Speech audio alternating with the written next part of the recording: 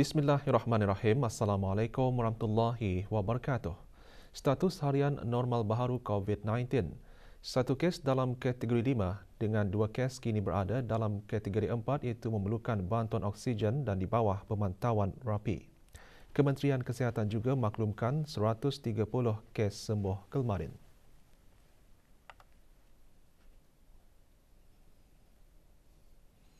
Jumlah keseluruhan pemberian 2 dos vaksin COVID-19 bagi kanak-kanak berumur 5 hingga 11 tahun 83.6%. Bagi remaja berumur 12 hingga 17 tahun yang mendapat 3 dos vaksin 58.6%. Manakala liputan bagi rakyat dan penduduk negara ini yang mendapatkan 3 dos vaksin 77.5%.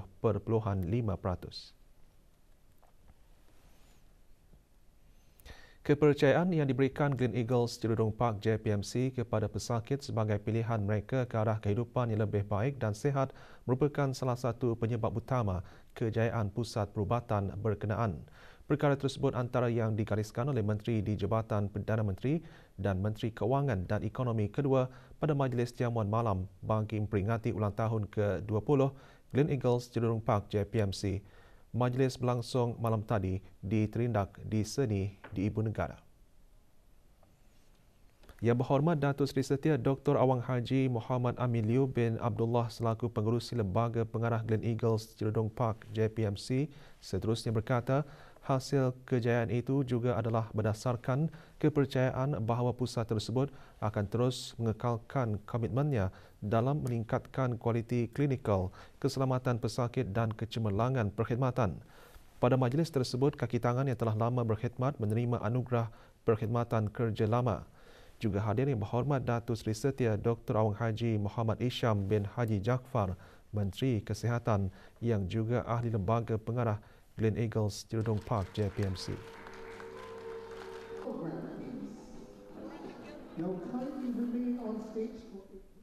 21 pegawai Angkatan Bersenjata di Raja Brunei ABDB telah dinaikkan pangkat pada majlis kenaikan pangkat kemarin.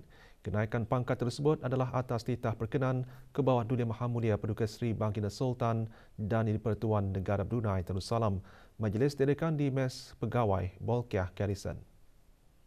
Menyempurnakan majlis, Major Jeneral Datuk Paduka Seri Haji Muhammad Hazaimi bin Bul Hassan, Pemerintah ABDB. Seorang pegawai kanan Tentera Laut di Raja Brunei dinaikkan kepada Kapten, 16 orang pegawai pemangku Lieutenant Colonel ditetapkan pangkat dan 4 orang pegawai dinaikkan pangkat pemangku Lieutenant Colonel.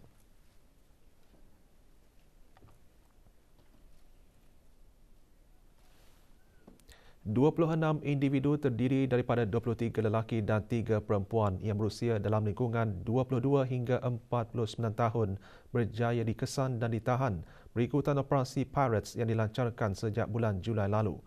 Ini termasuk 2 suspek yang menyerah diri kepada Biro Kawalan Narkotik BKN atas penglibatan mereka dengan sindiket pengedaran dadah jenis syabu.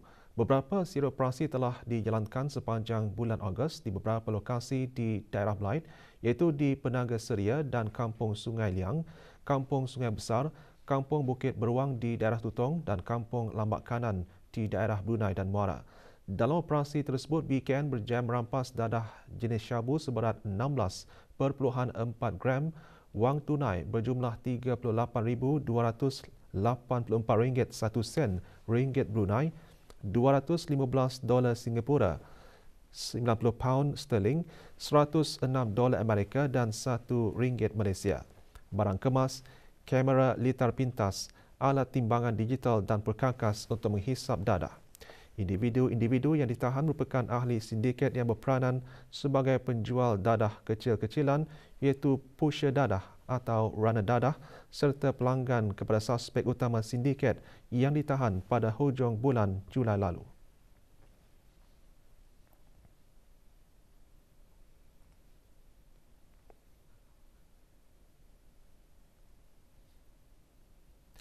Dalam satu kes tangkapan di Kampung Lambak Kanan, BKN mendapati seorang individu yang ditahan terlibat dalam kegiatan pembersihan wang haram. Individu berkenaan dipercayai telah digunakan oleh salah seorang suspek utama operasi Pirates untuk menyimpan wang haram iaitu hasil dari kegiatan jenayah pengedaran dadah dan barang-barang tegahan.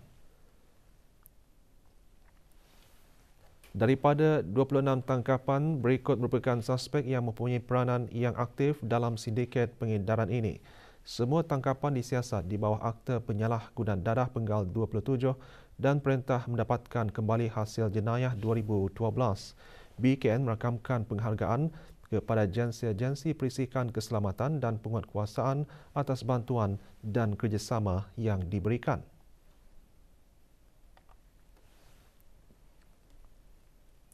Pelbagai usaha terus dilaksanakan oleh kerajaan dalam membudayakan amalan membaca Al-Quran dalam kalangan rakyat dan penduduk di negara ini. Ia bertepatan dengan hasrat murni ke bawah Duli Maha Mulia Paduka Seri Baginda Sultan dan di-Pertuan Negara Brunei Darussalam agar menjadikan amalan membaca Al-Quran sebagai budaya sepanjang zaman. Dalam temu bual bersama pewarta RTB, Johan Qari dan Qariah Musabaqah membaca Al-Quran bahagian dewasa peringkat akhir kebangsaan tahun ini terus menanam semangat agar majlis seumpamanya akan terus menjadi wadah dalam melahirkan generasi Brunei yang benar-benar mencintai, menghayati dan memahami kitab suci Al-Quran. InsyaAllah saya akan belajar lagi sebagai motivasi kepada anak-anak muda zaman sekarang ini yang berminat dengan terandum Al-Quran ini, dan bolehlah diajarkan juga kepada terutama anak saya sendiri, keluarga saya sendiri, dan kepada pelajar-pelajar di luar sana. Jadinya andang kedua-dua ibu bapa saya ni, andang dari Damit sudah menganukan kami adik-beradik supaya dapat mencelik Al-Quran. Andang dari Damit dipupuk minat itu kan. Mungkin akan datang pun nyurang arah adik-beradik itu, arah generasi-generasi akan datang pun insyaAllah akan diterapkan minat yang samalah. InsyaAllah. Keinginan serta cintakan Al-Quran sejak kecil lagi menjadikan dua penghafaz Al-Quran kelainan upaya dari Indonesia mempunyai kemahiran yang istimewa sehingga mampu menghafaz 30 juzuk Al-Quran. Meskipun mempunyai kelainan dari segi fizikal, namun ia bukan penghalang bagi mereka untuk menjadikan Al-Quran sebagai pedoman hidup. Membesar dengan keadaan lumpuh otak atau cerebral palsy, Muhammad Najah Hudia Afifur Rahman Agustian, 12 tahun, mula menghafaz Al-Quran sejak berumur 8 tahun. Ketika ditemui, Muhammad Najah mengongsikan bagaimana Al-Quran telah merubah kehidupannya. Didengarkan berulang-ulang, setelah itu kalau sudah hafal, minta disimak sama mama. Karena Al-Quran itu akan memberikan syafaat kepada kita di yaumul qiyamah. Jadi nggak boleh putus asa dalam kondisi apapun, karena Al-Quran adalah pedoman hidup kita. Manakala Nur Syahwa Syakila Muhammad Sabahan berkata dengan kondisi dirinya yang tidak dapat melihat akibat penyakit yang telah menimpa dirinya sejak berumur 3 bulan, tidak melemahkan semangatnya untuk menjadi seorang penghafaz Al-Quran. Jelasnya dengan bantuan ibu bapanya serta kaedah mendengar bacaan Al-Quran membolehkannya menghafaz 30 juzuk Al-Quran pada usia 10 tahun. Alhamdulillah, Kaila banyak bersyukur karena banyak nikmat Allah yang Kaila dapatkan semenjak menjadi penghafal Al-Quran. Jadikan Al-Quran sebagai sahabat sejati kalian. Karena Al-Quran itu adalah pedoman hidup untuk kaum muslim dan muslimat. Ikhlas dari segi bahasa adalah ketulusan hati, membersihkan hati dan memurnikan niat.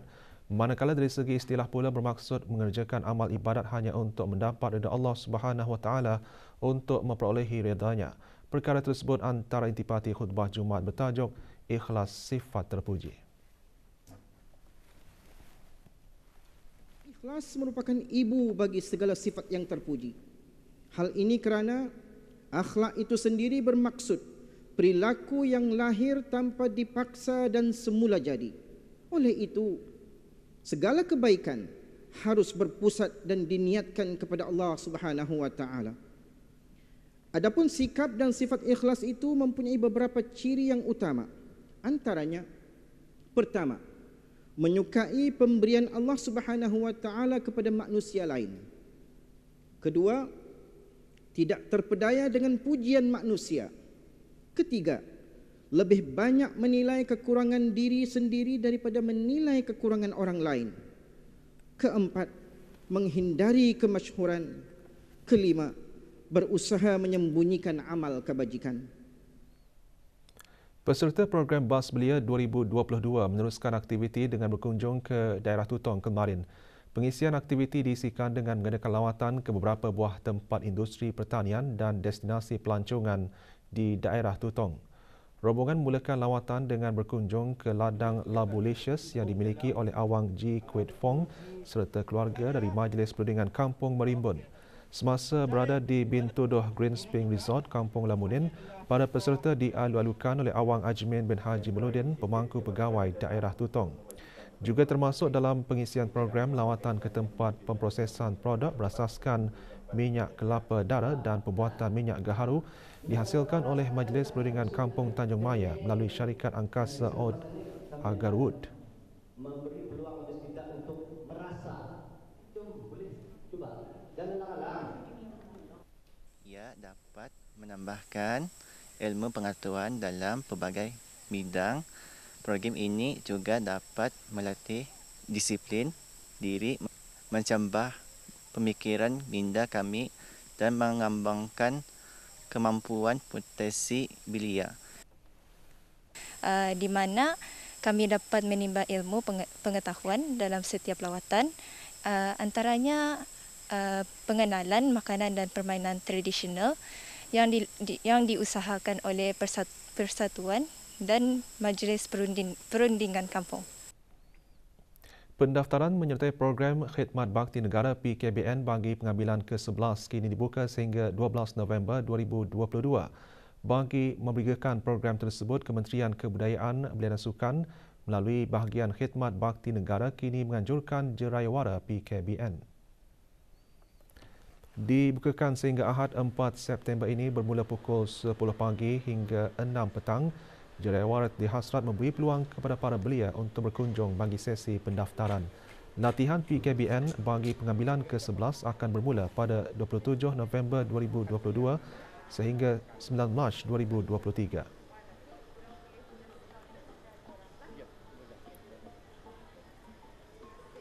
Sebuah premis perniagaan dikenakan kompaun oleh Jabatan Perancangan Ekonomi dan Statistik JPES Kementerian Kewangan dan Ekonomi. Syarikat tersebut didenda RM500 kerana melanggar peruntukan di bawah Akta Kawalan Harga Penggal 142. Hasil pemeriksaan JPES melalui Jabatan Hal Ehwal Pengguna mendapati syarikat Greenmart Sdn Bhd melakukan kesalahan mempamerkan harga barangan yang mengelirukan di mana 8 jenis barangan di dalam premis perniagaan mempunyai tanda harga yang tidak selaras dengan harga di dalam sistem pembayaran.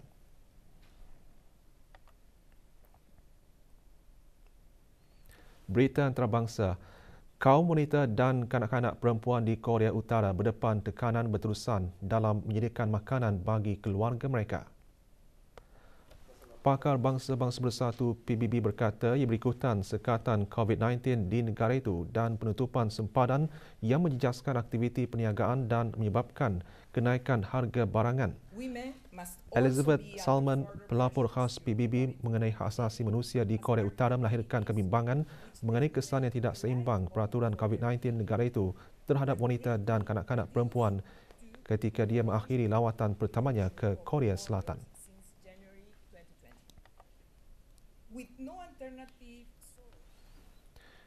Penduduk kampung di barat laut Pakistan terpaksa bergelut dengan lumpur yang dalam dan tebal ketika banjir mula surut sekaligus mendedahkan sejauh mana kemusnahan yang ditinggalkan.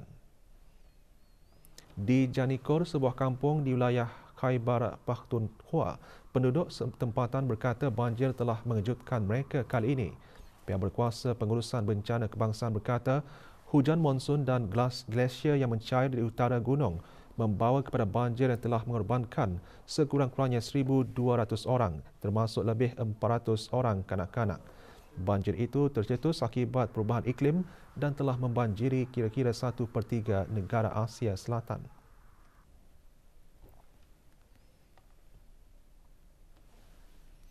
Glasier di Pergunungan Alps mencair dengan teruk apabila gelombang haba melampau melanda kebanyakan bahagian Eropah pada musim panas ini, memaksa pusat peranginan ski ditutup awal dan menjejaskan bekalan air minuman dan kuasa hidro di rantau ini. Pasterzee Glacier terbesar Austria pernah menjadi ketulan ais terbesar di Pergunungan Eastern Alps. Walau bagaimanapun, suhu tinggi yang luar biasa tahun ini telah mempercepatkan kehilangan mercu tanda Alpine Austria. Sebagai tambahan kepada gelombang haba yang melampau, angin bertiup dari gurun Sahara juga telah membuat glasier cair pada kadar yang lebih cepat.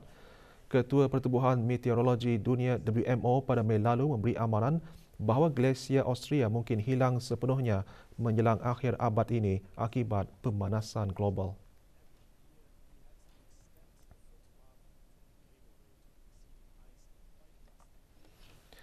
Pengumpul seni dan pengunjung memenuhi pusat konvensyen Koik Seoul kerana bandar itu menjadi yang pertama di Asia untuk menjadi tuan rumah pameran seni Frieze yang menampilkan karya-karya dari lebih 110 galeri di seluruh dunia. Data Perkhidmatan Pengurusan Seni Korea menunjukkan jualan seni meningkat 180% dengan mencatatkan $680 juta. Peningkatan itu disebabkan minat seni yang semakin menggalakkan dalam kalangan milenium yang sering melihat seni sebagai peluang pelaburan serta rejim cukai yang menguntungkan. Frieze Seoul akan diadakan sehingga Isnin ini bersama-sama dengan Kiev Seoul, pameran seni global yang berpangkalan di Korea Selatan yang dikendalikan oleh Galleries Association of Korea.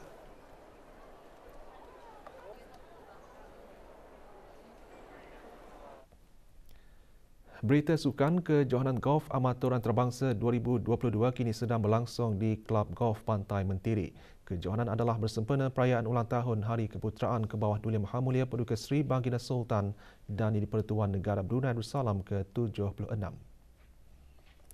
Antara yang menyertai pada hari pertama kejohanan yang berhormat Pihin Datu Lailur Raja, Major Jeneral Bersara Datuk Paduka Seri Haji Awang Halbi bin Haji Muhammad Yusof, Menteri di Jabatan Perdana Menteri. Kejohanan disertai 250 pemain dan mempertandingkan 9 kategori. Kejohanan diteruskan lagi hari ini dan akan berakhir esok di tempat yang sama.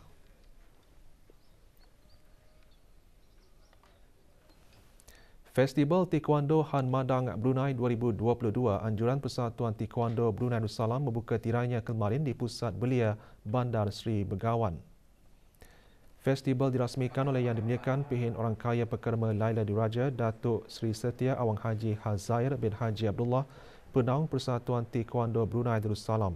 180 peserta dari pelbagai peringkat umur menyertai festival kali ini, mewakili klub-klub taekwondo dari seluruh negara serta klub taekwondo dari Miri Sarawak.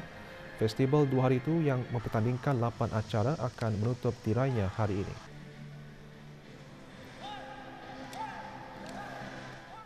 Sempena musim cuti persekolahan, kumpulan Ikhwanul Mahabbah dengan kerjasama sukarelawan Mengkubau mengadakan aktiviti senam robek dan mendaki Bukit Riadah. Aktiviti bagi anak-anak yatim itu diadakan di rancangan perumahan negara Pancur Mengkubau. 37 anak yatim menyertai aktiviti berkenaan. Aktiviti bertujuan memberikan pendedahan dan mengembangluaskan lagi pengetahuan kanak-kanak dan remaja mengenai flora dan fauna serta menggalakkan mereka melakukan kegiatan luar. Aktiviti diselajurkan dengan penyerahan sumbangan oleh pemangku penghulu Mukim Mentiri.